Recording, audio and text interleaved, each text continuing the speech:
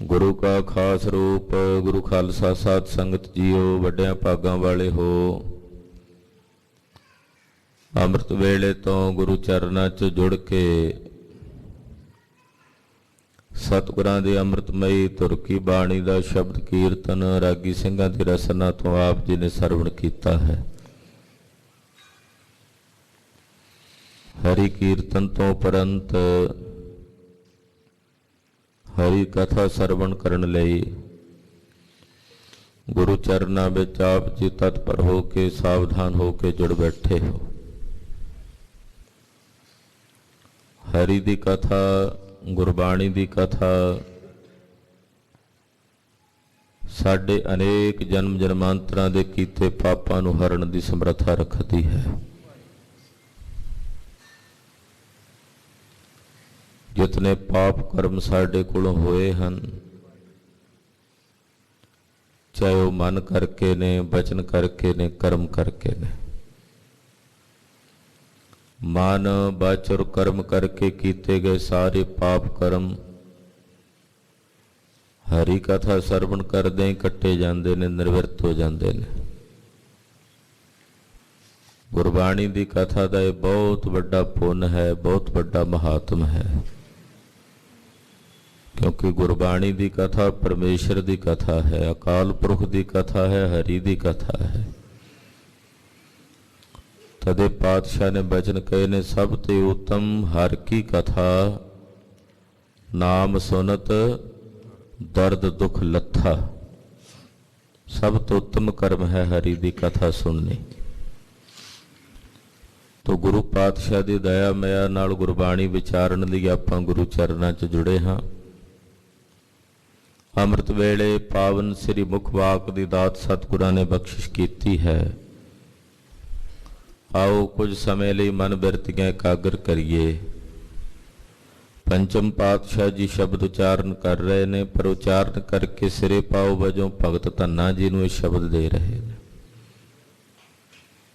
इस करके अखीर विच धन्ना जी दे नाम दी मोहर लाई, सतगुरां ने अपना नाम नहीं लिखिया।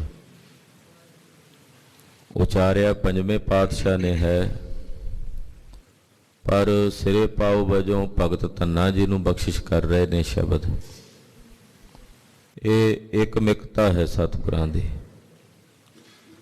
दसना चाहुंदे कि भगत धन्ना जी भी साडे स्वरूप विच ही मिल के एकमिक हो गए ने। तो भगत धन्ना जी ने जो कहना है वो असीं कह रहे हैं। तो मन बिरतियां एकाग्र करके गुरुदेव दे पावन बचन सरवण करिए।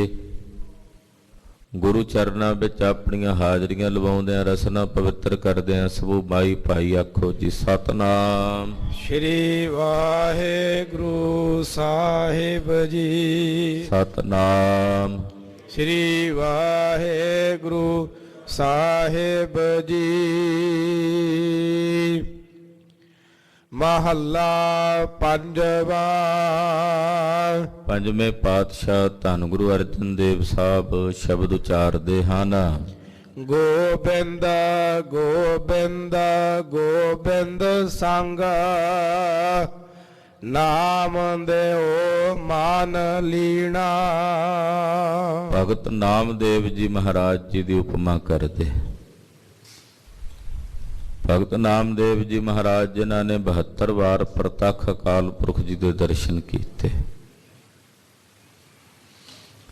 अनेकां वेरी परमेश्वर नूं भगवान नूं साक्षात्कार करके दर्शन किए। कदे कूकर दे रूप चों परमेश्वर दे दीदार किए, कदे बलदी अग दे विचों परमेश्वर दे दीदार किए, कदे भयानक देव दे विचों परमेश्वर दे दीदार किए। इदा महापुरख दसदे भी अनेकां वेरी परमेश्वर नूं प्रतख करके साक्षात्कार करके दर्शन किए भगत नामदेव जी। महाराष्ट्र दे इलाके विच दक्षिण देशा च बड़े बड़े महापुरख भगतां ने जन्म लिया। भगती दा जिहड़ा विस्तार है वह किसी समय दक्षिण दिशा चों बहुत होया। दक्षिण दिशा चों बड़े बड़े महापुरख भगतां ने भगती परंपरा नूं जन्म दिता। बड़े भगत महाराज भगत ज्ञानदेव जी जैसे, भगत नामदेव जी जैसे महापुरखा ने प्रभु भगती नूं संसार चों जागर कीता। तो दक्षिण दिशा ये भगती परंपरा विच मुख रही है। तो भगत नामदेव जी महाराज जी ने महाराष्ट्र के इलाके च विचर के भगती परंपरा का बहुत प्रचार किया। छेंबियां दे घर भगत जी का जन्म होया सी। पिता दाम सेठ सन, माता गौणा बाई जी सन। नरसी बामणी नगर दे विच इन्हां दा जन्म होया, जिन्हों हुण नरसी नामदेव कहंदे आ। बचपन का समा उत्थे ही भगत नामदेव जी ने बतीत किया। भगत ज्ञानदेव जी की संगत मिली, उन्हां दी संगत करके रंग लगा और अठे पैर प्रभु भगती च विलीन रहन लगे। प्रभु भगती करदिआं अनेक प्रकार के कौतक महाराज भगत नामदेव जी ने वेखे। प्रभु भगती का प्रताप सी कि जे ब्राह्मणा ने शूद्र कह के भी तू छींबा है, साडे नाल इत्थे बह के मंदिर च भगती नहीं कर सकता, बांह पकड़ के उठा के बाहर भेज दिंदे है, चल तू बाहर, तू मंदिर च नहीं बह सकता, ते बाहर आके बैठदे आ। प्रभु भगती का प्रताप इतना कि पिछले पासे जदों जा बैठे मंदिर दे ते वो मंदिर फिर जाता है, वो देवरा फिर जाता है। ज्यों ज्यों नामा हर गुण उच्चरै, भगत जना का देवरा फिरै। ये प्रभु भगती का प्रताप सी कि मुड़ के उन्हां समस्त ब्राह्मणां नूं भगत नामदेव जी दे अगे आके हथ जोड़ के खिमा की याचना करनी पई, माफ़ी मंगनी पई कि असीं तुहाडी तौहीन कीती है, निरादर कीता, सानू खिमा करो। तो भगत नामदेव जी दे बाबत इत्थे महाराज पंचम पातशाह जी बचन दस रहे ने, गोबिंद गोबिंद गोबिंद संग नाम देओ मन लीना। गोबिंद परमेश्वर अकाल पुरख वाहिगुरू, ਉਹਦੇ ਵਿੱਚ मन करके बचन करके ते कर्म करके भगत नामदेव जी का मन लीन हो गया। गोबिंद की इबादत करदियां, परमेश्वर की इबादत करदियां अकाल पुरख का भजन करदियां भगत नामदेव जी मन बच कर्म करके परमेश्वर विच लीन हो गए। बंदगी परमेश्वर च लीन कर दिंदी है, भगती अकाल पुरख विच लीन कर दिंदी है।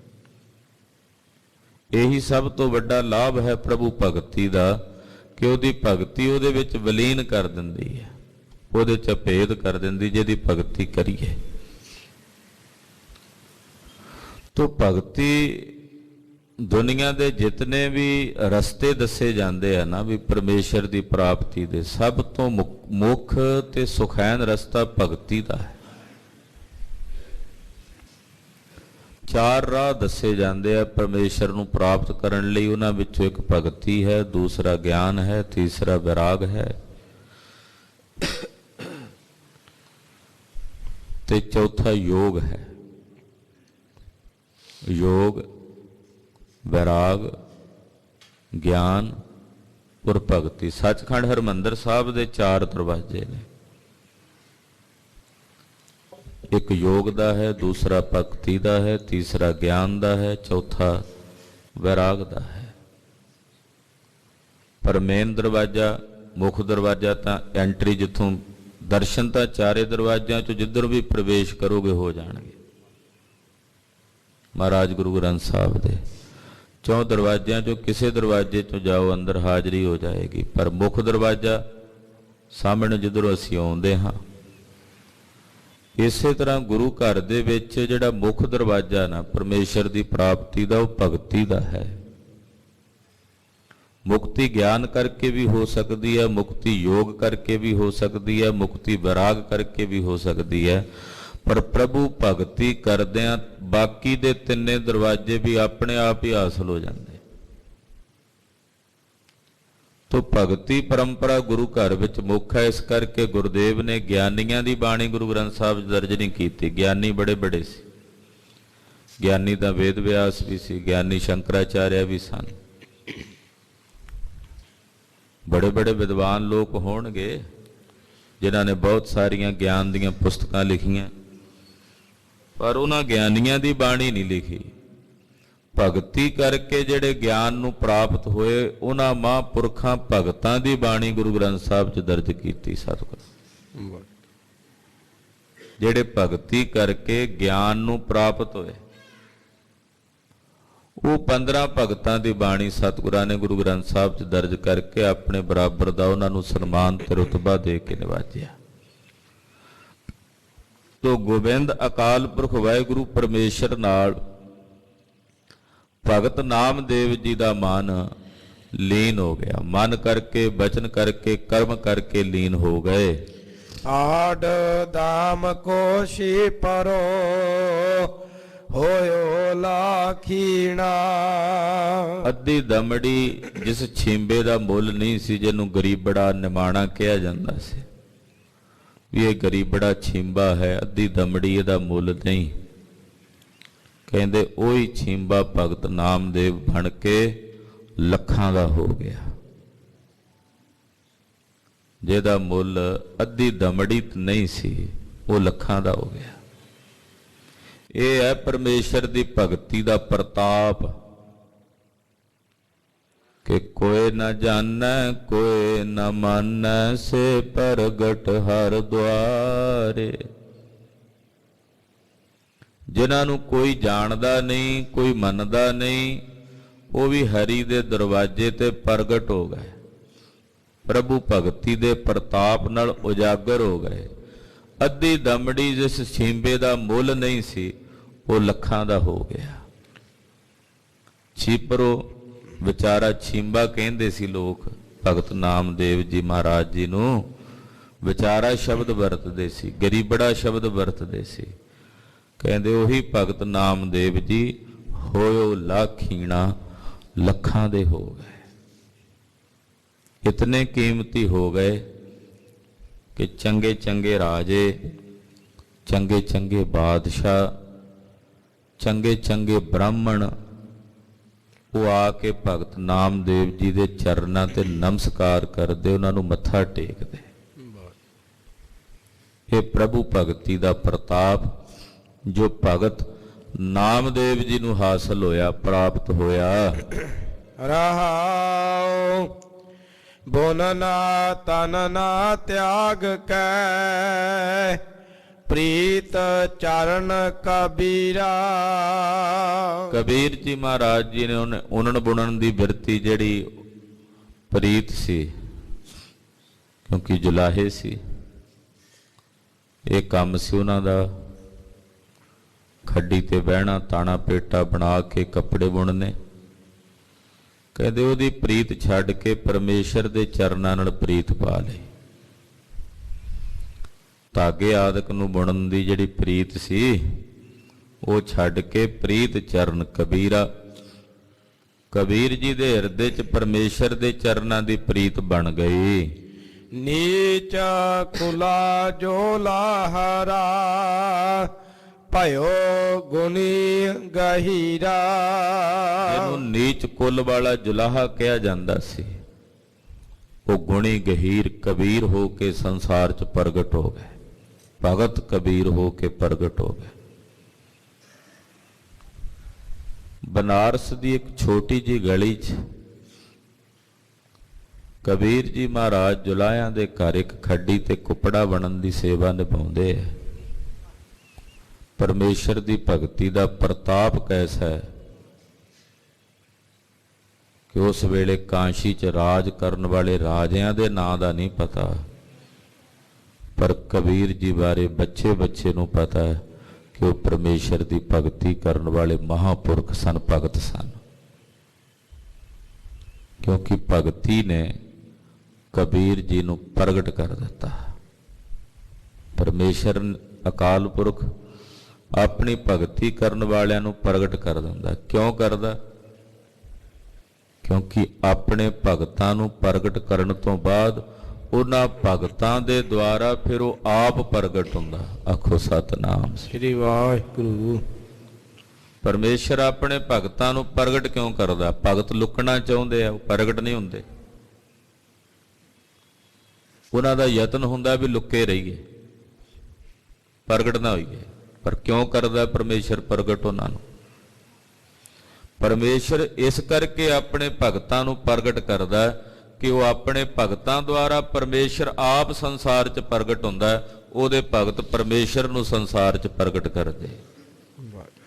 ਪ੍ਰਭ ਤੇ ਜਨ ਨੀਜੈ, ਜਨ ਤੇ ਸੁਆਮੀ। ਰੱਬ ਕਰਕੇ ਉਹਦੇ ਭਗਤ ਜਾਣੇ ਜਾਂਦੇ ਨੇ ਔਰ ਉਹਦੇ ਭਗਤਾਂ ਕਰਕੇ ਰੱਬ ਜਾਣਿਆ ਜਾਂਦਾ। ਇਸ ਕਰਕੇ ਪਰਮੇਸ਼ਰ ਆਪਣੇ ਭਗਤਾਂ ਨੂੰ ਉਜਾਗਰ ਕਰ ਦਿੰਦਾ, ਪ੍ਰਗਟ ਕਰ ਦਿੰਦਾ। ਭਾਵੇਂ ਕਿਸੇ ਜੰਗਲ ਦੀ ਕੰਧਰਾ 'ਚ ਲੁਕ ਕੇ ਵੀ ਭਗਤੀ ਕਰ ਰਿਹਾ ਹੋਵੇ ਨਾ ਭਗਤ, ਉਹਨੂੰ ਉੱਥੇ ਵੀ ਪ੍ਰਗਟ ਕਰ ਦਿੰਦਾ, ਕਿਉਂਕਿ ਉਹਦੇ ਰਾਹੀਂ ਪਰਮੇਸ਼ਰ ਨੇ ਖੁਦ ਆਪ ਪ੍ਰਗਟ ਹੋਣਾ ਹੈ।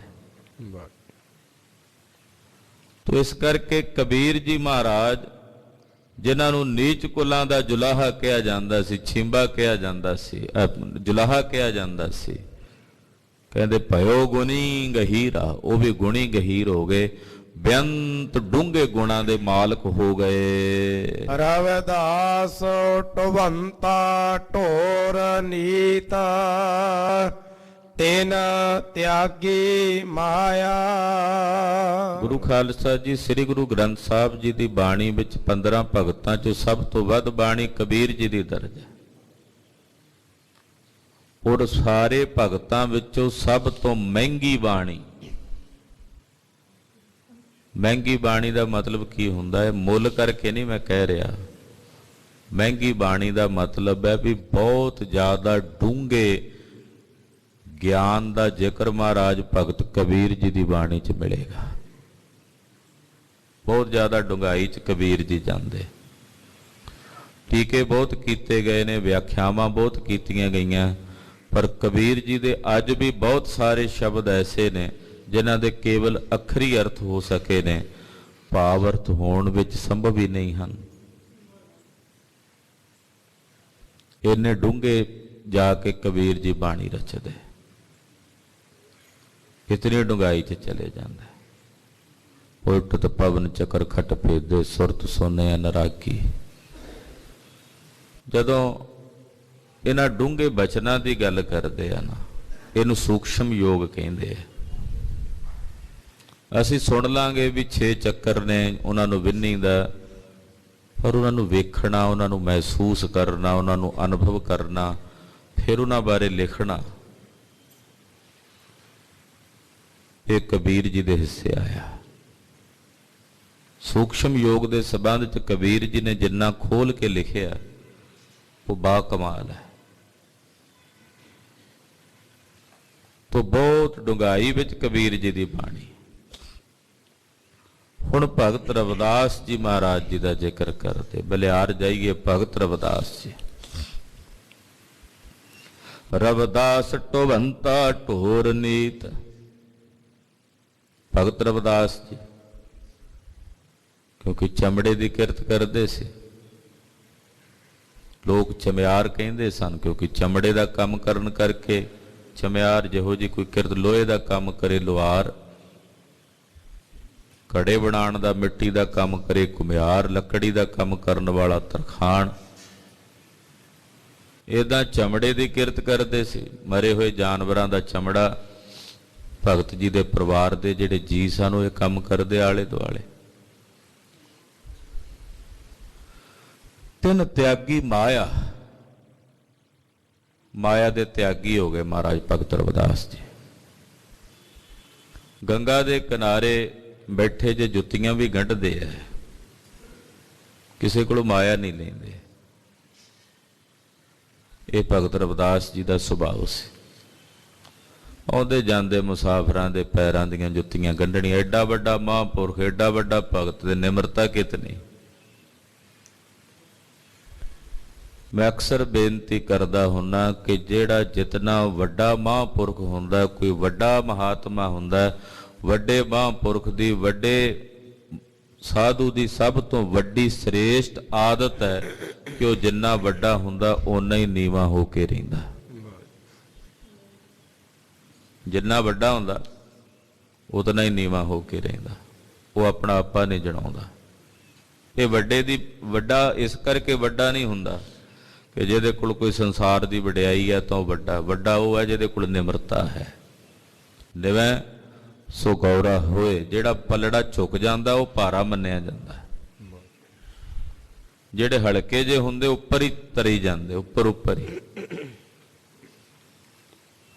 ਕਿੱਡੇ ਵੱਡੇ ਮਹਾਂਪੁਰਖ ਭਗਤ ਰਵਿਦਾਸ ਜੀ ਤੇ ਲੋਕਾਂ ਦੇ ਮੁਸਾਫਰ ਜਿਹੜੇ ਉੱਥੇ ਗੰਗਾ ਦੀ ਯਾਤਰਾ ਨੂੰ ਆਉਂਦੇ ਜਾਂਦੇ, ਕਿਉਂਕਿ ਧਰਮ ਨਗਰੀ ਹੈ ਕਾਂਸ਼ੀ ਬਨਾਰਸ, ਬੜੇ ਬੜੇ ਧਾਰਮਿਕ ਲੋਕ ਵੀ ਆਉਂਦੇ ਉੱਥੇ। ਜੇ ਪਖੰਡੀ ਆਉਂਦੇ ਤੇ ਚੰਗੇ ਵੀ ਤਾਂ ਆਉਂਦੇ ਹੋਣਗੇ। ਐਸਾ ਤਾਂ ਨਹੀਂ ਸੀ ਵੀ ਸਾਰੀ ਬਨਾਰਸ 'ਚ ਠੱਗ ਸੀ, ਭਲੇ ਲੋਕ ਵੀ ਹੋਣਗੇ, ਭਗਤੀ ਕਰਨ ਵਾਲੇ ਵੀ ਆਉਂਦੇ ਹੋਣਗੇ। ਆਉਂਦਿਆਂ ਜਾਂਦਿਆਂ ਮੁਸਾਫਰਾਂ ਦੇ ਪੈਰਾਂ ਦੀਆਂ ਜੁੱਤੀਆਂ ਗੰਢਣੀਆਂ, ਪੈਸੇ ਨਾ ਲੈਣੇ, ਸਵੈ ਇੱਛਾ ਨਾਲ ਜੇ ਕੋਈ ਰੱਖ ਗਿਆ ਠੀਕ, ਨਹੀਂ ਤਾਂ ਆਨੰਦ 'ਚ। ਤਿੰਨ ਤਿਆਗੀ ਮਾਇਆ, ਕੱਲੀ ਇਹ ਬਾਹਰਲੀ ਮਾਇਆ, ਰੁਪਈਏ ਪੈਸੇ ਨਹੀਂ ਤਿਆਗੇ, ਅੰਦਰੋਂ ਵੀ ਮਾਇਆ ਤੋਂ ਨਿਰਭਉ ਹੋ ਗਏ। ਅੰਦਰ ਵੀ ਮਾਇਆ ਦੀ ਕੋਈ ਮਮਤਾ ਨਹੀਂ ਰਹੀ ਮਹਾਰਾਜ ਭਗਤ ਰਵਿਦਾਸ ਜੀ ਦੇ। ਇੰਨੀ ਭਗਤੀ ਕੀਤੀ ਮਹਾਰਾਜ ਭਗਤ ਰਵਿਦਾਸ ਜੀ ਨੇ ਕਿ ਬ੍ਰਾਹਮਣ ਈਰਖਾ ਕਰਨ ਲੱਗ ਪਏ ਵੀ ਇਹਦਾ ਇੰਨਾ ਪ੍ਰਤਾਪ ਕਿ ਚਤੌੜ ਦੇ ਰਾਜੇ ਦੀ ਰਾਣੀ ਚਾਲਾਂ ਵੀ ਆ ਕੇ ਇਹਨਾਂ ਨੂੰ ਮੱਥਾ ਟੇਕਦੀ ਹੈ। ਕਹਿੰਦੇ ਇੱਕ ਵਾਰ ਉਹਨੇ ਨਿਉਂਦਾ ਦਿੱਤਾ ਸਾਰੇ ਮਹਾਂਪੁਰਖਾਂ ਨੂੰ, ਪੰਡਤਾਂ ਨੂੰ, ਤੇ ਹੁਣ ਉਹ ਭਗਤ ਰਵਿਦਾਸ ਜੀ ਦੀ ਸ਼ਰਧਾਲੂ ਸੀ, ਉਹਨਾਂ ਨੂੰ ਵੀ ਬੁਲਾਇਆ। ਜਦੋਂ ਭਗਤ ਜੀ ਆ ਕੇ ਪੰਡਤਾਂ ਦੇ ਵਿੱਚ ਬੈਠੇ ਤੇ ਪੰਡਤ ਕਹਿਣ ਇਹ ਸ਼ੂਦਰ ਹੈ, ਚਮਾਰ ਹੈ, ਸਾਡੇ ਨਾਲ ਬਹਿ ਕੇ ਰੋਟੀ ਨਹੀਂ ਖਾ ਸਕਦਾ, ਅਸੀਂ ਨਹੀਂ ਇਹਦੇ ਨਾਲ ਬਹਿ ਕੇ ਖਾਣੀ, ਉੱਠ ਖਲੋਤੇ ਜਾਂ ਇਹਨੂੰ ਖਵਾ ਲੈ ਰਾਣੀ ਜਾਂ ਸਾਨੂੰ ਖਵਾ ਲੈ। ਕੈਸੇ ਮਹਾਂਪੁਰਖ ਤਿਆਗੀ ਬਿਰਤੀ। ਉਸੇ ਵੇਲੇ ਕਹਿੰਦੇ ਨਾ ਬਈ ਤੁਸੀਂ ਕਿਉਂ ਉੱਠਦੇ ਹੋ, ਮੈਂ ਚਲਾ ਜਾਣਾ, ਤੁਸੀਂ ਬੈਠੋ। ਹਾਲਾਂਕਿ ਰਾਣੀ ਤਿਆਰ ਸੀ ਕਿ ਬ੍ਰਾਹਮਣ ਸਾਰੇ ਜਾਂਦੇ ਨੇ, ਜਾਣ ਪਰ ਭਗਤ ਜੀ ਨਾ ਜਾਣ। ਕਹਿਣ ਲੱਗੇ ਨਹੀਂ ਮੈਂ ਚਲਾ ਜਾਣਾ। ਇਹ ਬਾਣ ਸੀ। ਸਤਿਗੁਰੂ ਸ੍ਰੀ ਗੁਰੂ ਅੰਗਦ ਦੇਵ ਸਾਹਿਬ ਜੀ ਦੀ ਵੀ ਖੇਡ ਆਉਂਦੀ ਆ ਨਾ, ਜਦੋਂ ਤਪੇ ਦੇ ਕਹਿਣ ਤੇ ਜ਼ਿਮੀਦਾਰਾਂ ਨੇ ਕਿਹਾ ਜੀ ਨਗਰ ਛੱਡ ਜਾਓ, ਮਹਾਰਾਜ ਕਹਿੰਦੇ ਚੰਗਾ ਜੀ, ਸਾਡੇ ਤੁਰ ਗਿਆ, ਤੁਹਾਡੇ ਮੀਂਹ ਪੈਂਦਾ, ਅਸੀਂ ਚਲੇ ਜਾਂਦੇ। ਕੈਸੀ ਅਸਚਰਜ ਖੇਡ ਹੈ ਇਹ ਮਹਾਂਪੁਰਖਾਂ ਦੀ, ਭਗਤਾਂ ਦੀ। ਚੋਣ ਕੀ ਨਹੀਂ ਸੀ ਕਰ ਸਕਦੇ, ਗੁਰੂ ਅੰਗਦ ਸਾਹਿਬ ਕੀ ਨਹੀਂ ਸੀ ਕਰ ਸਕਦੇ। ਜੇ ਗੁਰੂ ਅਮਰਦਾਸ ਸਾਹਿਬ ਮੀਂਹ ਪਵਾ ਸਕਦੇ ਸੀ ਤੇ ਗੁਰੂ ਅੰਗਦ ਸਾਹਿਬ ਵੀ ਤਾਂ ਕਰ ਸਕਦੇ ਸੀ। ਜੇ ਚਾਹੁਣ ਦੇ ਭਗਤ ਰਵਿਦਾਸ ਜੀ ਨਾ ਬਾਹਮਣਾ ਦੇ ਮੂੰਹ ਬੰਦ ਨਹੀਂ ਸੀ ਕਰ ਸਕਦੇ। ਜੇ ਚਾਹੁੰਦੇ ਤੇ ਰਾਣੀ ਨੂੰ ਕਹਿੰਦੇ ਨਹੀਂ ਮੈਂ ਤਾਂ ਨਹੀਂ ਜਾਂਦਾ, ਇਹਨਾਂ ਨੂੰ ਭੇਜ ਦੇ, ਤੇ ਰਾਣੀ ਨੇ ਮੰਨ ਵੀ ਜਾਣਾ ਸੀ ਵੀ ਜਾਣ ਇਹ ਸਾਰੇ ਪੰਡਤ, ਇਹ ਰਖਾਲੂ ਨੇ। ਪਰ ਬਲਿਆਰ ਜਾਈਏ ਮਹਾਰਾਜ ਭਗਤ ਰਵਿਦਾਸ ਜੀ ਤੋਂ, ਕਹਿੰਦੇ ਨਹੀਂ ਮੈਂ ਚਲਾ ਜਾਣਾ। ਉੱਠ ਕੇ ਬਾਹਰ ਗਏ। ਜਿੰਨੇ ਬ੍ਰਾਹਮਣ ਬਹਿ ਕੇ ਭੋਜਨ ਛਕ ਰਹੇ, ਹਰ ਇੱਕ ਬ੍ਰਾਹਮਣ ਨੂੰ ਪਰਮੇਸ਼ਰ ਨੇ ਖੇਡ ਵਰਤਾ ਦਿੱਤੀ ਵੀ ਤੁਸੀਂ ਮੇਰੇ ਭਗਤ ਦਾ ਨਿਰਾਦਰ ਕਰਦੇ ਹੋ। ਅਕਾਲ ਪੁਰਖ ਆਪਣੇ ਭਗਤਾਂ ਦਾ ਨਿਰਾਦਰ ਬਰਦਾਸ਼ਤ ਨਹੀਂ ਕਰ ਸਕਦਾ। ਪਰਮੇਸ਼ਰ ਆਪਣੇ ਪਿਆਰਿਆਂ ਦਾ, ਆਪਣੇ ਭਗਤਾਂ ਦਾ ਨਿਰਾਦਰ ਬਰਦਾਸ਼ਤ ਨਹੀਂ ਕਰ ਸਕਦਾ। ਜੋ ਜੋ ਤੁਮਰੇ ਭਗਤ ਦੁਖਾਇਓ ਤਤਕਾਲ ਤੁਮ ਮਾਰਾ, ਪ੍ਰਭ ਦਾਸ ਕਾ ਦੁਖ ਨਾ ਖਾਵ ਸਕੈ। ਪ੍ਰਭ ਦਾਸ ਕਾ ਦੁਖ ਨਾ ਖਾਵ ਸਕੈ, ਫੜ ਜੋਨੀ ਜੁੱਤੇ। ਰੱਬ ਆਪਣੇ ਪਿਆਰਿਆਂ ਦਾਸਾਂ ਦਾ ਦੁੱਖ ਨਹੀਂ ਬਰਦਾਸ਼ਤ ਕਰ ਸਕਦਾ। ਪਰਮੇਸ਼ਰ ਨੇ ਵੇਖਿਆ ਮੇਰੇ ਭਗਤ ਦਾ ਨਿਰਾਦਰ ਕਰਦੇ। ਅਕਾਲ ਪੁਰਖ ਨੇ ਕਈ ਰੂਪ ਬਣਾ ਲਏ ਭਗਤ ਰਵਿਦਾਸ ਜੀ ਦੇ। ਜਿੰਨੇ ਪੰਡਤ ਬਹਿ ਕੇ ਭੋਜਨ ਛਕਦੇ, ਕੱਲੇ ਕੱਲੇ ਨਾਲ ਰਵਿਦਾਸ ਜੀ ਬੈਠੇ। ਇੱਕ ਕਹੇ ਮੇਰੇ ਨਾਲ ਬੈਠੇ, ਦੂਜਾ ਕਹੇ ਮੇਰੇ ਨਾਲ ਬੈਠੇ। ਉਹ ਕਹਿੰਦੇ ਹੋ ਕੀ ਰਿਹਾ? ਵੀ ਅਸੀਂ ਤਾਂ ਉਹਨਾਂ ਨੂੰ ਬਾਹਰ ਕੱਢ ਦਿੱਤਾ ਤੇ ਇੱਥੇ ਇੱਕ ਨੂੰ ਕੱਢਿਆ, ਇੱਥੇ ਤਾਂ ਕਈ ਆ ਕੇ ਬਹਿ ਗਏ, ਸਾਡੇ ਸਾਰਿਆਂ ਨਾਲ ਹੀ ਆ ਕੇ ਬਹਿ ਗਏ ਰਵਿਦਾਸ ਜੀ। ਫਿਰ ਉਹਨਾਂ ਬ੍ਰਾਹਮਣਾਂ ਨੂੰ ਭਗਤ ਰਵਿਦਾਸ ਦੇ ਚਰਨਾਂ ਤੇ ਝੁਕ ਕੇ ਨਮਾਮ ਕਰਨੀ ਪਈ। ਔਰ ਭਗਤ ਜੀ ਲਿਖਦੇ ਆ ਕਿ ਜਿਹੜੇ ਚੰਗੇ ਚੰਗੇ ਕੁਲਾਂ ਦੇ ਸ੍ਰੇਸ਼ਟ ਬ੍ਰਾਹਮਣ ਸੀ, ਉਹ ਆ ਕੇ ਮੈਨੂੰ ਮੱਥਾ ਟੇਕਦੇ ਨੇ ਤਾਂ ਹੇ ਵਾਹਿਗੁਰੂ, ਮੈਂ ਇਹ ਨਹੀਂ ਕਹਿੰਦਾ ਵੀ ਮੈਨੂੰ ਮੱਥਾ ਟੇਕਦੇ ਐ, ਮੈਂ ਇਹ ਸਮਝਦਾ ਕਿ ਤੇਰੇ ਨਾਮ ਦਾ ਪ੍ਰਤਾਪ ਹੈ, ਤੇਰੇ ਨਾਮ ਦੇ ਪ੍ਰਤਾਪ ਅੱਗੇ ਝੁਕਦੇ ਐ, ਤੇਰੇ ਨਾਮ ਦੇ ਪ੍ਰਤਾਪ ਕਰਕੇ ਝੁਕਦੇ ਐ। ਕੈਸੀ ਉੱਚ ਅਵਸਥਾ ਭਗਤ ਰਵਿਦਾਸ ਜੀ ਮਹਾਰਾਜ। ਤਿੰਨ ਤਿਆਗੀ ਮਾਇਆ, ਬਾਹਰੀ ਮਾਇਆ ਵੀ ਅੰਤਰੀਵੀ ਤੌਰ ਤੇ ਵੀ। ਕਿਸੇ ਵਸਤੂ ਦੀ ਮਮਤਾ ਨਹੀਂ ਹੈ, ਕਿਸੇ ਵਸਤੂ ਦੀ ਕਾਂਖਾ ਨਹੀਂ ਹੈ। ਕਹਿੰਦੇ ਇੱਕ ਵਾਰ ਕਾਂਸ਼ੀ ਦੇ ਰਾਜੇ ਕੋਲ ਬਾਹਮਣਾ ਨੇ ਸ਼ਿਕਾਇਤ ਕੀਤੀ। ਕਾਂਸ਼ੀ ਦਾ ਰਾਜਾ ਮੁਸਲਮਾਨ ਸੀ। ਕਹਿਣ ਲੱਗੇ ਜੀ ਇਹ ਛਮਾਰ ਹੈ ਤੇ ਸਾਡੇ ਨਾਲ ਭਗਤੀ ਕਰਦਾ, ਸ਼ੂਦਰ ਹੈ, ਇਹਨੂੰ ਭਗਤੀ ਦਾ ਹੱਕ ਨਹੀਂ ਹੈ। ਰਾਜਾ ਬੜਾ ਜ਼ਾਲਮ ਸੀ। ਕਹਿਣ ਲੱਗਾ ਮੈਂ ਵੇਖ ਲੈਣਾ ਨਿਰਣਾ ਕਰਕੇ ਵੀ ਕਿਹਨੂੰ ਹੱਕ ਹੈ ਕਿ ਕਿਹਨੂੰ ਨਹੀਂ। ਕਹਿੰਦੇ ਕਿਹਨੂੰ ਮੰਨਦੇ ਹੋ? ਕਹਿੰਦੇ ਜੀ ਆਹ ਮੂਰਤੀਆਂ ਸਾਡੀਆਂ ਭਗਵਾਨ ਨੇ। ਕਹਿੰਦੇ ਗੰਗਾ ਦੇ ਪਾਰਲੇ ਪਾਸੇ ਰੱਖ ਦਿਓ, ਉਰੇ ਤੁਸੀਂ ਬਹਿ ਜਾਓ, ਆਵਾਜ਼ਾਂ ਮਾਰ ਕੇ ਜਿਹਦੀ ਆਵਾਜ਼ ਸੁਣ ਕੇ ਤੁਹਾਡਾ ਭਗਵਾਨ ਆ ਜਾਏ ਗੰਗਾ ਦੇ ਪਾਣੀ ਤੋਂ ਤਰ ਕੇ, ਉਹਨੂੰ ਪੂਜਾ ਦਾ ਹੱਕ ਹੈ। ਜੇ ਰਵਿਦਾਸ ਦੀ ਹਾਕ ਸੁਣ ਕੇ ਆ ਗਏ ਤਾਂ ਰਵਿਦਾਸ ਜੀ ਨੂੰ ਹੱਕ ਹੈ। ਜੇ ਤੁਹਾਡੀ ਆਵਾਜ਼ ਸੁਣ ਕੇ ਆ ਜਾਂਦਾ ਤੁਹਾਡਾ ਭਗਵਾਨ ਤੇ ਤੁਹਾਨੂੰ ਹੱਕ ਹੈ। ਪਰ ਸੁਣ ਲਓ, ਜੇ ਤੁਹਾਡੇ ਦੋਹਾਂ ਦੀ ਆਵਾਜ਼ ਤੇ ਨਾ ਆਇਆ ਨਾ ਭਗਵਾਨ ਤਰ ਕੇ ਪਾਣੀ ਤੋਂ ਰੇ, ਤੇ ਤੁਹਾਨੂੰ ਸਾਰਿਆਂ ਨੂੰ ਮੁਸਲਮਾਨ ਬਣਾਵਾਂਗਾ। ਪੰਡਤ ਬੜੇ ਦੁਚਿੱਤੀ 'ਚ ਫਸੇ, ਦੁਬਦਾ 'ਚ ਵੀ ਅਸੀਂ ਆਪ ਹੀ ਸ਼ਿਕਾਇਤ ਕਰਕੇ ਆਪ ਹੀ ਫਸ ਗਏ, ਸਾਡਾ ਤਾਂ ਧਰਮ ਜਾਂਦਾ ਰਹੂ।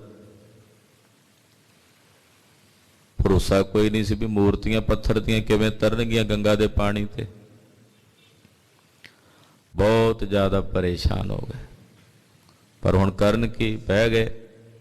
ਪਾਰਲੇ ਪਾਸੇ ਰਾਜ ਨੇ ਮੂਰਤੀਆਂ ਰਖਾ ਦਿੱਤੀਆਂ, ਉਰਲੇ ਪਾਸੇ ਪੰਡਤ ਬਹਿ ਕੇ ਜੋ ਆਵਾਜ਼ਾਂ ਮਾਰਨ, ਠਾਕੁਰ ਜੀ ਆ ਜਾਓ ਆ ਜਾਓ। ਹੁਣ ਠਾਕੁਰ ਜੀ ਤਾਂ ਇਹਨਾਂ ਦੀ ਆਵਾਜ਼ ਕਿੱਥੇ ਜਾਵੇ। ਮੂਰਤੀਆਂ ਟੱਸ ਤੋਂ ਮਸ ਨਹੀਂ ਹੋਈਆਂ, ਪਾਰਲੇ ਪਾਸੇ ਉਵੇਂ ਹੀ ਪਈਆਂ। ਜਦੋਂ ਹੰਬ ਗਏ, ਥੱਕ ਗਏ, ਫਿਰ ਭਗਤ ਰਵਿਦਾਸ ਜੀ ਨੂੰ ਕਿਹਾ। ਮਹਾਰਾਜ ਭਗਤ ਰਵਿਦਾਸ ਜੀ ਉਰਲੇ ਪਾਸੇ ਬੈਠ ਗਏ, ਅਕਾਲ ਪੁਰਖ ਦਾ ਧਿਆਨ ਧਾਰਿਆ। ਉਹਨਾਂ ਨੂੰ ਮੂਰਤੀਆਂ ਵਿੱਚ ਰੱਬ ਨਹੀਂ, ਸਰਬ ਥਾਈਂ ਪਰਮੇਸ਼ਰ ਨਜ਼ਰ ਆਉਂਦਾ। ਤੇ ਅਰਦਾਸ ਕਰਕੇ ਅਕਾਲ ਪੁਰਖ ਦੇ ਚਰਨਾਂ 'ਚ ਕਹਿਣ ਲੱਗੇ, ਸਗਲ ਭਵਨ ਕੇ ਨਾਇਕਾ ਇੱਕ ਛਿਨ ਦਰਸ ਦਿਖਾਏ ਜੀ। ਇਹ ਸ਼ਬਦ ਪੜਿਆ, ਉਹ ਮੂਰਤੀਆਂ ਪਾਣੀ ਦੇ ਉੱਤੇ ਤਰਦੀਆਂ ਹੋਈਆਂ ਉਰਲੇ ਪਾਸੇ ਆ ਪਹੁੰਚੀਆਂ। ਜਿੰਨੇ ਬ੍ਰਾਹਮਣ ਜਿਨ੍ਹਾਂ ਦਾ ਧਰਮ ਚਲਾ ਜਾਣਾ ਸੀ, ਹੁਣ ਸਭ ਭਗਤ ਰਵਿਦਾਸ ਨੂੰ ਮੱਥਾ ਟੇਕਦੇ, ਮਾਫੀ ਮੰਗਦੇ। ਤੇ ਭਗਤ ਜੀ ਉਹਨਾਂ ਨੂੰ ਮੱਥਾ ਟੇਕਦਿਆਂ ਵੇਖ ਕੇ ਇਹ ਨਹੀਂ ਕਹਿੰਦੇ ਮੈਨੂੰ ਮੱਥਾ ਟੇਕਦੇ ਆ, ਕਹਿੰਦੇ ਹੇ ਪ੍ਰਭੂ ਇਹ ਤੇਰੇ ਨਾਮ ਦੇ ਪ੍ਰਤਾਪ ਅੱਗੇ ਝੁਕ ਰਹੇ ਨੇ, ਤੇਰੇ ਨਾਮ ਦਾ ਜਲਾਲ ਹੈ, ਤੇਰੇ ਨਾਮ ਦਾ ਪ੍ਰਤਾਪ ਹੈ। ਰਵਿਦਾਸ ਢੋਵੰਤਾ ਢੋਰ ਨੀਤ ਤਿੰਨ ਤਿਆਗੀ ਮਾਇਆ। ਜੋ ਢੋਰ ਨਾਮ ਹੁੰਦਾ ਪਸ਼ੂ ਦਾ, ਜਾਨਵਰ ਢੋਂਦੇ, ਪਸ਼ੂਆਂ ਦੇ ਚਮੜੇ ਦਾ ਕੰਮ ਕਰਦੇ। ਤਿੰਨ ਤਿਆਗੀ ਮਾਇਆ। ਮਹਾਰਾਜ ਭਗਤ ਰਵਿਦਾਸ ਜੀ ਨੇ ਮਾਇਆ ਤਿਆਗ ਦਿੱਤੀ, ਮਾਇਆ ਦੇ ਪ੍ਰਤਿਆਗੀ ਹੋ ਗਏ। ਹਾਂਜੀ। ਪ੍ਰਗਟ ਹੋਆ ਸਾਧ ਸੰਗ ਹਰ ਦਰਸ਼ਨ ਪਾਇਆ। ਸਾਧ ਸੰਗਤ ਵਿੱਚ ਆ ਕੇ ਮਹਾਰਾਜ ਭਗਤ ਰਵਿਦਾਸ ਜੀ ਸਾਧ ਸੰਗਤ ਦੁਆਰਾ ਪ੍ਰਗਟ ਹੋ ਗਏ। ਰਾਮਾਨੰਦ ਜੀ ਦੇ ਸ਼ਿਸ਼ ਸੀ ਨਾ ਭਗਤ ਰਵਿਦਾਸ ਜੀ ਦੇ ਬਾਬਤ ਇਉਂ ਬਚਨ ਆਉਂਦਾ ਹੈ ਕਿ ਜਦੋਂ ਇਹਨਾਂ ਦਾ ਜਨਮ ਹੋਇਆ ਨਾ ਮਾਤਾ ਦਿਆਰੀ ਦੇ ਉਦਰ ਤੋਂ ਪਿਤਾ ਭਾਈ ਸੰਤੋਖਾ ਜੀ ਦੇ ਘਰ, ਤੇ ਜਨਮ ਸਮੇਂ ਹੀ ਮਾਤਾ ਦਾ ਦੁੱਧ ਅੰਗੀਕਾਰ ਨਹੀਂ ਸੀ ਕਰਦੇ। ਇੱਕ ਦਿਨ ਬੀਤ ਗਿਆ, 2 ਦਿਨ ਬੀਤ ਗਏ, ਪਰਿਵਾਰ ਨੂੰ ਚਿੰਤਾ ਫਿਕਰ। ਉਧਰ ਭਗਤ ਰਾਮਾਨੰਦ ਜੀ ਮਹਾਰਾਜ ਜੀ ਬਨਾਰਸ ਜੀ ਰਹਿੰਦੇ ਸੀ। ਉਹਨਾਂ ਨੂੰ ਵੀ ਖਿੱਚ ਜੀ ਪਈ ਜਾਵੇ, 2 ਦਿਨਾਂ ਤੋਂ ਵੀ ਤੜਫੀ ਜਾਣ ਵੀ ਗੱਲ ਕੀ ਹੈ, ਸਮਝ ਨਾ ਆਵੇ।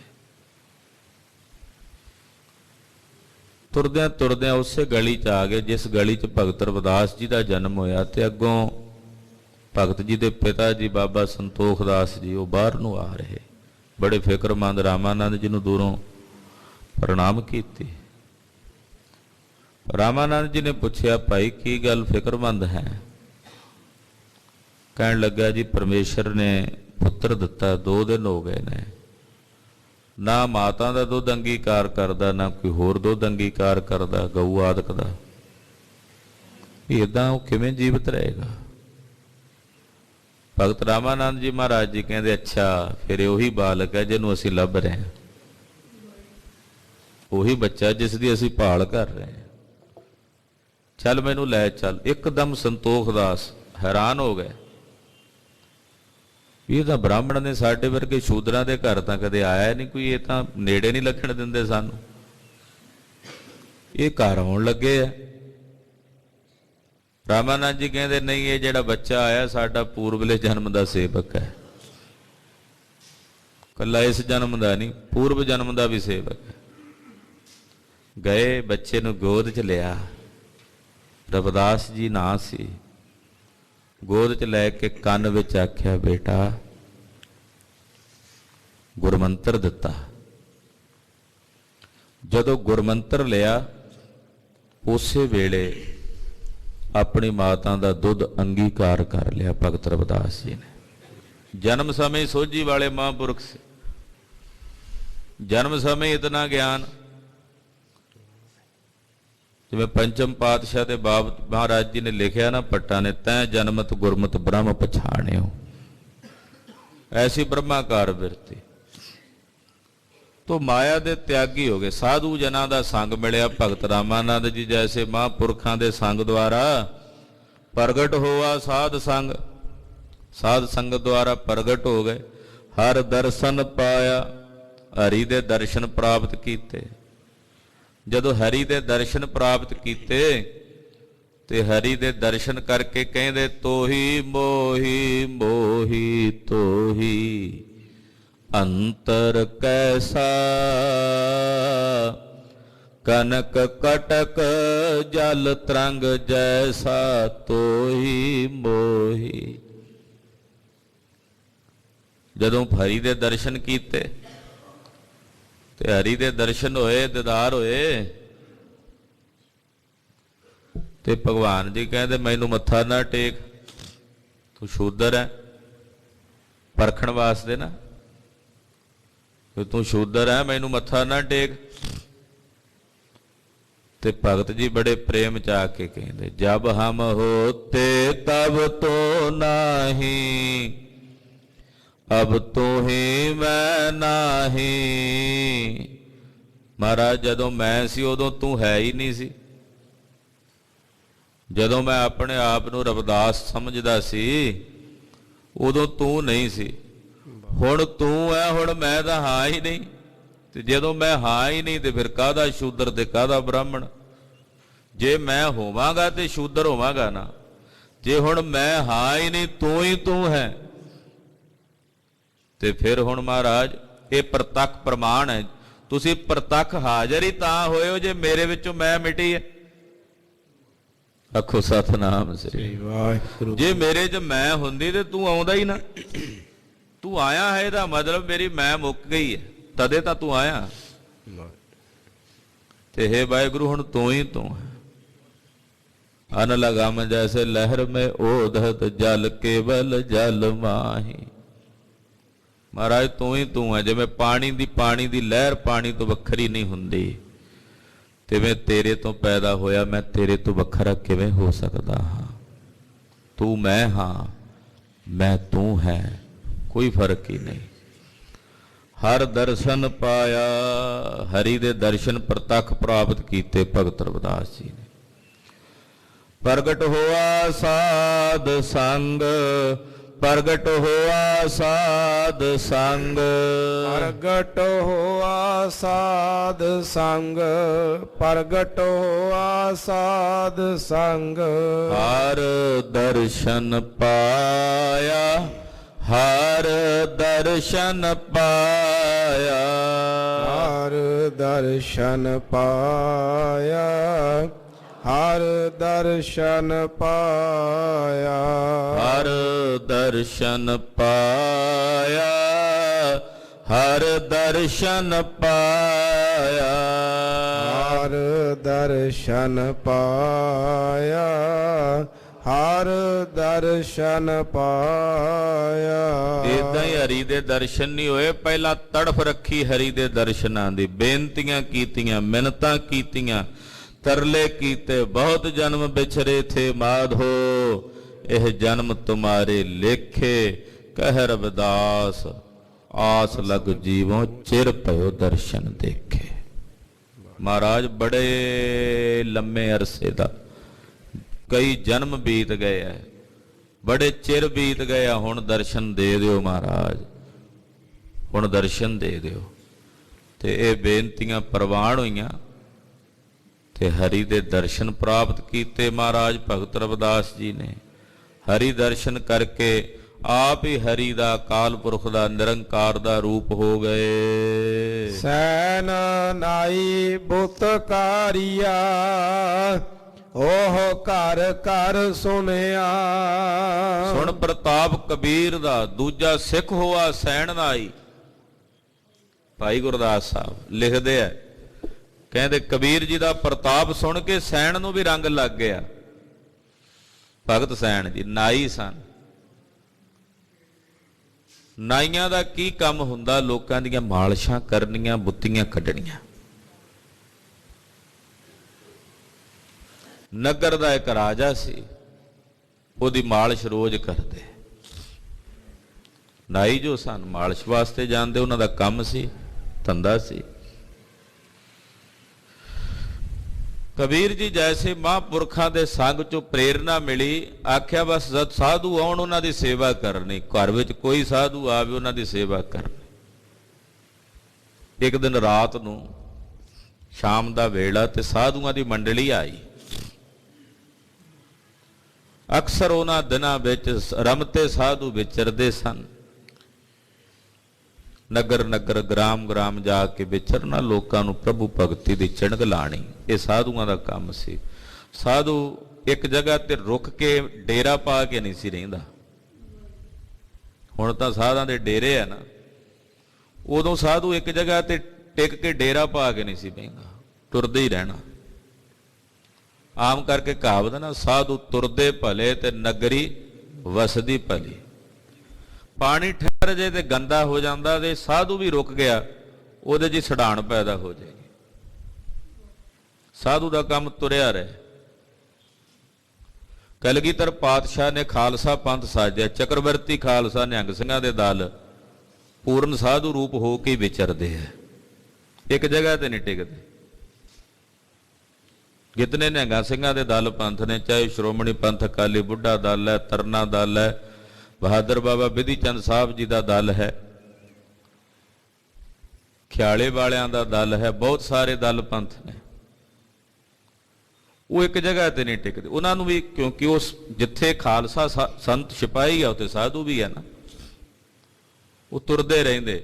ਇੱਕ ਪਿੰਡ 'ਚ ਦੂਜੇ 'ਚ ਗਏ, ਉੱਥੇ ਅਖੰਡ ਪਾਠ ਸਾਹਿਬ ਕੀਤਾ, ਭੋਗ ਪਾਇਆ, 2 ਦਿਨ ਅੰਮ੍ਰਿਤ ਸੰਚਾਰ ਕੀਤਾ, ਫਿਰ ਅਗਲੇ ਪਿੰਡ, ਉੱਥੋਂ ਫਿਰ ਅਗਲੇ। ਤੂੰ ਸਾਧੂ ਦਾ ਕਰਮ ਹੀ ਇਹ ਕਿ ਤੁਰਦਾ ਹੀ ਰਹੇ। ਚੱਕਰਵਰਤੀ ਹੋ ਗਿਆ। ਉਹ ਸਾਧੂਆਂ ਦੀ ਮੰਡਲੀ ਤੁਰਦੀ ਫਿਰਦੀ ਮਹਾਰਾਜ ਭਗਤ ਸੈਣ ਜੀ ਦੇ ਘਰ ਆਈ। ਜੇ ਉਹ ਸਾਧੂ ਨਾ ਤੁਰਦੇ ਫਿਰਦੇ ਆਉਂਦੇ ਤੇ ਸੈਣ ਨੂੰ ਰੰਗ ਕਿਵੇਂ ਲੱਗਦਾ? ਰਾਤ ਦਾ ਸਮਾਂ ਭਗਤ ਸੈਣ ਜੀ ਨੇ ਬੜੀ ਸੇਵਾ ਟਹਿਲ ਕੀਤੀ, ਜਲ ਪਾਣੀ ਛਕਾਇਆ। ਰਾਤ ਸਾਰੀ ਕੀਰਤਨ ਹੁੰਦਾ। ਆਏ ਸੰਤ ਪਰੌਣੇ ਕੀਰਤਨ ਹੋਆ ਰਹਿਣ ਸਭਾਈ। ਸਾਰੀ ਰਾਤ ਹਰੀ ਕੀਰਤੀ ਹੁੰਦੇ ਰਹੇ, ਹਰੀ ਕੀਰਤਨ। ਮਨ ਲੱਗ ਗਿਆ, ਸੁਰਤ ਜੁੜ ਗਈ।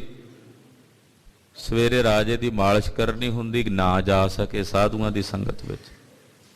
ਕੀਰਤਨ ਛੱਡ ਕੇ ਭੁੱਲ ਹੀ ਗਿਆ ਸੀ ਵੀ ਰਾਜੇ ਕੋਲ ਵੀ ਜਾਣਾ।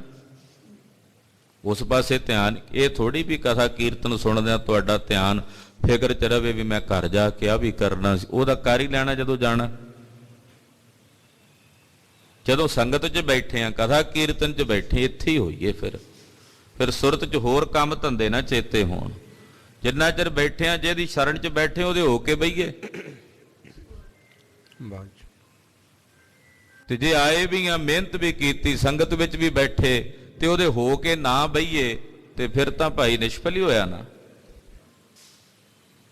ਜੇ ਸੁਰਤ ਫਿਰ ਵੀ ਘਰ ਦੇ ਧੰਦਿਆਂ ਵਿੱਚ ਵੀ ਮੈਂ ਦੁਕਾਨ ਖੋਲਣੀ ਆ, ਮੈਂ ਨੌਕਰੀ ਤੇ ਜਾਣਾ, ਉਹ ਤਾਂ ਚਲੇ ਹੀ ਜਾਣਾ, ਜਿੰਨੇ ਵਜੇ ਸਮਾਂ ਹੋ ਹੀ ਜਾਣਾ।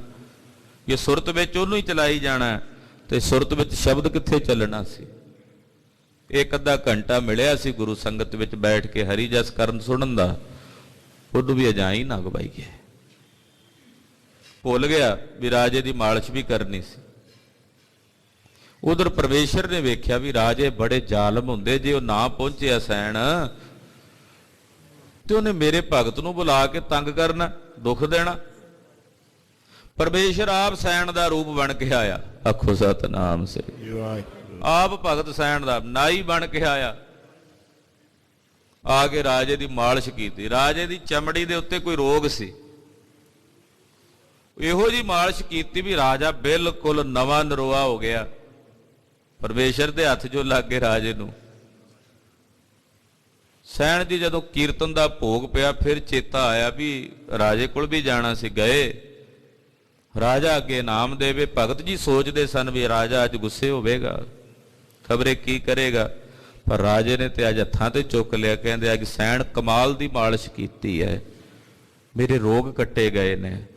ਸੁਣਦਿਆਂ ਭਗਤ ਸੈਣ ਜੀ ਸੁੰਨ-ਮੁੰਨ ਹੋ ਗਏ, ਜਿਨ੍ਹਾਂ ਪੈਰਾਂ ਤੇ ਗਏ। ਰਾਜਾ ਕਹਿੰਦਾ ਆ ਵੀ ਲੈ ਚਲੋ, ਆ ਵੀ ਲੈ ਜਾਓ। ਸੁੰਨ-ਮੁੰਨ ਹੋ ਕੇ ਉਹਨਾਂ ਪੈਰਾਂ ਤੇ ਮੁੜ ਆਏ। ਵਾਹ ਓ ਮੇਰੇ ਰੱਬਾ, ਅੱਜ ਤੂੰ ਮੇਰਾ ਰੂਪ ਵਟਾ ਕੇ ਆ ਕੇ ਇੱਕ ਦੁਨਿਆਵੀ ਰਾਜੇ ਦੀ ਮਾਲਿਸ਼ ਕੀਤੀ। ਅੱਜ ਤੋਂ ਬਾਅਦ ਮੈਂ ਤੇਰਾ, ਅੱਜ ਤੋਂ ਬਾਅਦ ਮੈਂ ਤੇਰਾ। ਬਸ ਜੁੜ ਗਏ, ਲੱਗ ਗਏ ਉਹਦੀ ਭਗਤੀ ਦੇ ਰੰਗ ਵਿੱਚ। ਛੱਡ ਦਿੱਤਾ ਸਭ ਕੁਝ, ਉਹਦੇ ਰੰਗ ਵਿੱਚ ਹੀ ਰੰਗੇ ਗਏ। ਜਿਹੜਾ ਮੇਰਾ ਰੂਪ ਵਟਾ ਕੇ ਇੱਕ ਆ ਦੁਨਿਆਵੀ ਛੋਟਾ ਜਿਹਾ ਤੁੱਛ ਜਿਹਾ ਰਾਜਾ ਇਹਦੀ ਮਾਲਿਸ਼ ਕਰਨ ਆਇਆ, ਮੇਰਾ ਰੱਬ। ਹਾਂ ਮੈਂ ਉਹਦਾ ਹੀ ਹਾਂ। ਹੁਣ ਐਸੀ ਭਗਤੀ ਕੀਤੀ ਕਿ ਉਹ ਘਰ ਘਰ ਸੁਣਿਆ, ਘਰ ਘਰ ਚ ਸੁਣਿਆ ਜਾਣ ਲੱਗਾ ਵੀ ਸੈਣ ਭਗਤ ਹੈ, ਸੈਣ ਭਗਤ ਹੈ। ਤੇ ਬੜੇ ਰੰਗ ਵਿੱਚ ਆ ਕੇ ਸ਼ਬਦ ਉਚਾਰੇ। ਗੁਰਬਾਣੀ 'ਚ ਦਰਜ, ਸ਼੍ਰੀ ਸੈਣ ਧੂਪ ਦੀਪ ਕ੍ਰਿਤ ਸਾਜ ਆਰਤੀ, ਵਾਰ ਨੇ ਜਾਉ ਸੁਆਮੀ ਕਮਲਾ ਪਾਤੀ, ਮੰਗਲਾ ਹਰ ਮੰਗਲਾ। ਬੜੇ ਪ੍ਰੇਮ 'ਚ ਆ ਕੇ ਪਰਮੇਸ਼ਰ ਦੀ ਭਗਤੀ ਕੀਤੀ ਔਰ ਘਰ ਘਰ ਸੁਣੇ ਜਾਣ ਲੱਗ ਪਏ। ਹਿਰਦੇ ਵਸਿਆ ਪਾਰ ਬ੍ਰਹਮਾ, ਭਗਤਾ ਮਹਿ ਗਨਿਆ। ਹਿਰਦੇ ਪਾਰ ਬ੍ਰਹਮ ਵਸ ਗਿਆ ਔਰ ਸੈਣ ਜੀ ਮਹਾਰਾਜ ਭਗਤਾਂ 'ਚ ਗਿਣੇ ਜਾਣ ਲੱਗ ਪਏ। ਜਦੋਂ ਭਗਤਾਂ ਦੀ ਗਿਣਤੀ ਹੁੰਦੀ ਤਾਂ ਸੈਣ ਜੀ ਉਹਨਾਂ ਭਗਤਾਂ ਵਿੱਚ ਗਿਣੇ ਜਾਂਦੇ, ਸਨਮਾਨੇ ਜਾਂਦੇ ਹਨ। ਇਹ ਬਿਧ ਸੁਨ ਕੈ ਜਾਟਰੋ, ਉਠ ਭਗਤੀ ਲਾਗਾ। ਕਹਿੰਦੇ ਇਹਨਾਂ ਸਾਰੇ ਮਹਾਂਪੁਰਖਾਂ ਦੀ ਭਗਤੀ ਵੇਖ ਕੇ, ਉਹਨਾਂ ਦੀ ਬੰਦਗੀ ਵੇਖ ਕੇ ਜ਼ਿਮੀਂਦਾਰ ਵੀਰ, ਜ਼ਿਮੀਂਦਾਰ ਜੱਟ, ਸਿੱਧਾ ਸਾਦਾ ਭਗਤ ਧੰਨਾ ਜੀ ਵੀ ਪਰਮੇਸ਼ਰ ਦੀ ਭਗਤੀ ਦੇ ਰੰਗ ਵਿੱਚ ਲੱਗ ਗਏ। ਉਹਨਾਂ ਆਖਿਆ ਸਾਰੇ ਭਗਤ ਭਗਤੀ ਕਰਦੇ, ਏਡੇ ਏਡੇ ਵੱਡੇ ਪ੍ਰਤਾਪੀ ਮਹਾਂਪੁਰਖ ਹੋਏ, ਕੁਝ ਨਹੀਂ ਸਨ ਜਾਣਦੇ, ਨਾ ਕੋਈ ਗਿਆਨ ਨਾ ਧਿਆਨ, ਬਸ ਭਗਤੀ 'ਚ ਰੰਗ ਲੱਗਾ ਕਿ ਮੈਂ ਆਪਣੇ ਭਗਵਾਨ ਨੂੰ ਰੋਟੀ ਖਵਾਣੀ ਹੈ। ਬਾਹਮਣ ਤਾਂ ਝੂਠੀ ਮੁੱਠੀ ਭੋਗ ਲਵਾਉਂਦਾ ਸੀ। ਇੰਨੇ ਸਿੱਧੇ ਬਿਲਕੁਲ ਨਿਰਛਲ, ਕਿਉਂਕਿ ਭਗਤੀ ਕਰਨ ਵਾਲੇ ਦਾ ਹਿਰਦਾ ਨਿਰਛਲ ਹੋਣਾ ਚਾਹੀਦਾ। ਧੰਨਾ ਪਾਇਆ ਬਾਲ ਬੁੱਧ, ਜਿਵੇਂ ਬੱਚੇ ਦੀ ਬੁੱਧੀ ਬਿਲਕੁਲ ਨਿਰਛਲ ਹੁੰਦੀ ਹੈ ਨਾ, ਇਉਂ ਮਹਾਰਾਜ ਭਗਤ ਧੰਨਾ ਜੀ ਦੀ ਬਿਰਤੀ। ਆਖਿਆ ਉਹਦੇ ਕੋਲ ਰੋਜ਼ ਖਾਣਾ, ਪੰਡਤ ਕੋਲ ਚੰਗੀ ਖੀਰ ਮਿਲਦੀ ਹੈ ਤਾਂ ਖਾਣਾ। ਜੇ ਮੈਂ ਗਰੀਬੜਾ ਹਾਂ ਤੇ ਮਹਾਰਾਜ ਮੇਰਾ ਇਹ ਜਿਹੋ ਜਿਹਾ ਪ੍ਰਸ਼ਾਦਾ ਮੈਂ ਛਕਦਾ ਉਹਦੇ ਤੋਂ ਵਧੀਆ ਹੀ ਬਣਾ ਕੇ ਲਿਆਇਆ ਤੁਹਾਡੇ ਲਈ, ਇਹ ਕਿਉਂ ਨਹੀਂ ਛਕਦੇ? ਛਕੋ ਮਹਾਰਾਜ। 2 ਦਿਨ ਬੀਤ ਗਏ, 2 ਦਿਨ ਜਿਉਂ ਬੈਠੇ ਜਿੱਦ ਕਰਕੇ, ਮਹਾਰਾਜ ਇਹ ਛਕੋਗੇ ਤੇ ਛਕਾਂਗਾ, ਨਹੀਂ ਤਾਂ ਮੈਂ ਵੀ ਇਉਂ ਹੀ ਬੈਠਾ। ਮੇਰੇ ਨਾਲ ਕਾਹਦੀ ਨਾਰਾਜ਼ਗੀ? ਉਹ ਪੰਡਤ ਕੋਲ ਤਾਂ ਰੋਜ਼ ਛਕਦੇ ਸੀ, ਉਹ ਤਾਂ ਕਹਿੰਦਾ ਮੈਂ ਰੋਜ਼ ਭੋਗ ਲਵਾਨਾ ਆਪਣੇ ਠਾਕੁਰ ਨੂੰ, ਤੇ ਮੇਰੇ ਠਾਕੁਰ ਜੀ ਮੇਰੇ ਵਾਸਤੇ ਤੁਸੀਂ ਕਿਉਂ ਮੂੰਹ ਮੋੜਦੇ ਜੇ, ਫੇਰਦੇ ਜੇ? ਆਖਰਕਾਰ ਭਗਵਾਨ ਨੂੰ ਪ੍ਰਗਟ ਹੋ ਕੇ ਭਗਤ ਧੰਨੇ ਦੇ ਗੱਫੇ ਲਾਣੇ ਪਏ, ਪ੍ਰਸ਼ਾਦਾ ਛਕਣਾ ਪਿਆ, ਦਰਸ਼ਨ ਦਿੱਤੇ।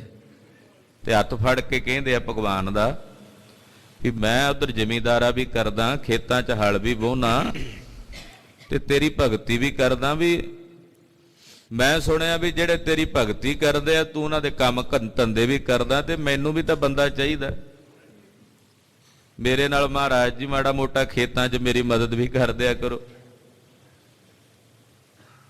ਤੇ ਕਹਿੰਦੇ ਵਾਹਿਗੁਰੂ ਜੀ, ਭਗਵਾਨ ਜੀ ਭਗਤ ਧੰਨਾ ਜੀ ਦੇ ਖੇਤਾਂ 'ਚ ਨੱਕੇ ਵੀ ਮੋੜੀ ਜਾਂਦੇ ਆ ਤੇ ਉਹਦੇ ਡੰਗਰ ਵੀ ਚਾਰੀ ਜਾਂਦੇ ਆ। ਕਹਿੰਦੇ ਇਹ ਬਿਦ ਸੁਣ ਕੈ ਜੱਟ ਰੋਠ ਭਗਤੀ ਲਾਗਾ। ਜੱਟ ਧੰਨਾ ਇਹ ਸੁਣ ਕੇ ਵਾਹਿਗੁਰੂ ਪਰਮੇਸ਼ਰ ਦੀ ਭਗਤੀ ਵਿੱਚ ਉੱਠਦਾ, ਮਤਲਬ ਆ ਸਾਵਧਾਨ ਹੋ ਕੇ ਪ੍ਰਭੂ ਦੀ ਭਗਤੀ ਵਿੱਚ ਲੱਗ ਗਏ। ਤੇ ਜਦੋਂ ਭਗਤੀ 'ਚ ਲੱਗੇ ਕਹਿੰਦੇ ਲੋਕ ਆਰਤੀਆਂ ਕਰਦੇ ਨੇ, ਆਰਤੀ। ਮਹਾਰਾਜ ਮੈਂ ਜੱਟ ਜ਼ਿਮੀਂਦਾਰ ਸਿੱਧਾ ਸਾਦਾ, ਮੇਰਾ ਆਰਤਾ ਪ੍ਰਵਾਨ ਕਰੋ। ਲੋਕਾਂ ਦੀ ਆਰਤੀ, ਮੇਰਾ ਆਰਤਾ। ਆਰਤੀ ਨਾਲੋਂ ਆਰਤਾ ਵੱਡਾ ਹੁੰਦਾ ਜੇ। ਨਿਹੰਗ ਸਿੰਘ ਕਹਿੰਦੇ ਆ ਨਾ ਵੀ ਉਹ ਆਪਾਂ ਕਹਿੰਦੇ ਬੇਨਤੀ, ਉਹ ਕਹਿੰਦੇ ਬੇਨਤਾ। ਉਹ ਕਹੋ ਤੁਸੀਂ ਬੇਨਤਾ ਕਿਉਂ ਕਹਿੰਦੇ ਹੋ? ਕਹਿੰਦੇ ਬੇਨਤਾ ਜਿਹੜਾ ਬੇਨਤੀ ਦਾ ਘਰ ਵਾਲਾ, ਯਾਨੀ ਕਿ ਵੱਡਾ ਬੇਨਤਾ, ਕਹਿੰਦੇ ਅਸੀਂ ਤਾਂ ਕਹਿੰਦੇ ਆ ਬੇਨਤਾ। ਭਗਤ ਧੰਨਾ ਜੀ ਕਹਿੰਦੇ ਮਹਾਰਾਜ ਮੇਰਾ ਆਰਤਾ ਜੇ, ਆਰਤਾ। ਲੋਕ ਆਰਤੀ ਕਰਦੇ ਆ, ਮੇਰਾ ਆਰਤਾ। ਗੋਪਾਲ ਤੇਰਾ ਆਰਤਾ ਜੋ ਜਨ ਤੁਮਰੀ ਭਗਤ ਕਰਨ ਤੇ ਤਿਨ ਕੇ ਕਾਜ ਸਵਾਰਤਾ। ਮਹਾਰਾਜ ਜਿਹੜੇ ਤੇਰੀ ਭਗਤੀ ਕਰਦੇ ਆ ਤੂੰ ਉਹਨਾਂ ਦੇ ਕੰਮ ਸਵਾਰਦਾ, ਤੇ ਮੇਰੇ ਵੀ ਕੰਮ ਕਰੋ ਮਹਾਰਾਜ। ਕਹਿੰਦੇ ਭਗਤੀ ਵਿੱਚ ਲੱਗ ਗਏ। ਮਿਲੇ ਪਰਤਖ ਗੋਸਾਈਆ ਧੰਨਾ ਵਡ ਭਾਗਾ। ਪਰਤਖ ਆ ਕੇ ਭਗਵਾਨ ਜੀ ਗੋਸਾਈ ਜੀ ਮਿਲੇ। ਕਹਿੰਦੇ ਭਗਤ ਧੰਨਾ ਜੀ ਵੱਡਿਆਂ ਭਾਗਾਂ ਵਾਲੇ। ਧੰਨਾ ਵੱਡ ਭਾਗਾ, ਭਗਤ ਧੰਨਾ ਜੀ ਵੱਡਿਆਂ ਭਾਗਾਂ ਵਾਲੇ, ਜਿਨ੍ਹਾਂ ਨੂੰ ਵਾਹਿਗੁਰੂ ਜੀ ਅਕਾਲ ਪੁਰਖ ਜੀ ਪ੍ਰਤੱਖ ਆ ਕੇ ਮਿਲੇ ਤੇ ਦਰਸ਼ਨ ਦਿੱਤੇ। ਇਹਨਾਂ ਸਾਰੇ ਮਹਾਂਪੁਰਖਾਂ ਭਗਤਾਂ ਨੂੰ ਨਮਨ ਹੈ, ਬੰਦਗੀ ਹੈ, ਇਹਨਾਂ ਦੇ ਚਰਨਾਂ ਵਿੱਚ ਬਾਰੰਬਾਰ ਨਮਸਕਾਰ ਹੈ। ਗੁਰੂ ਅੱਗੇ ਅਰਦਾਸ ਹੈ ਕਿ ਇਹਨਾਂ ਮਹਾਂਪੁਰਖਾਂ ਭਗਤਾਂ ਦੇ ਚਰਨਾਂ ਪਿੱਛੇ ਮਹਾਰਾਜ ਕਿਰਪਾ ਕਰੋ, ਦਇਆ ਕਰਕੇ ਸਾਨੂੰ ਵੀ ਭਗਤੀ ਦਾ ਕਿਣਕਾ ਬਖਸ਼ ਕੇ ਸਾਡਾ ਇਹ ਲੋਕ ਸੁਖੀਆ ਤੇ ਪਰਲੋਕ ਸਹੇਲਾ ਕਰ ਦਿਓ। ਹੋਈਆਂ ਭੁੱਲਾਂ ਚੁੱਕਾਂ ਦੇ ਖਿਮਾ। ਵਾਹਿਗੁਰੂ ਵਾਹਿਗੁਰੂ ਵਾਹਿਗੁਰੂ ਵਾਹਿਗੁਰੂ।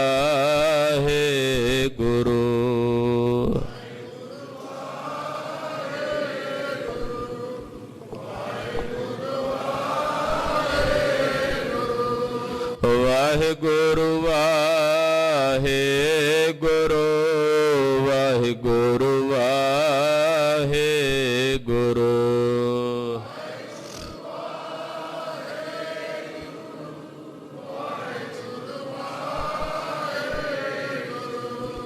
ਵਾਹਿਗੁਰੂ ਵਾਹਿਗੁਰੂ ਵਾਹਿਗੁਰੂ ਵਾਹਿਗੁਰੂ।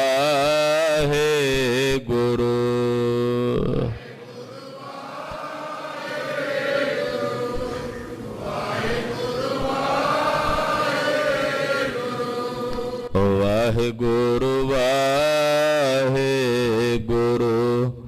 ਵਾਹਿਗੁਰੂ ਵਾਹਿਗੁਰੂ।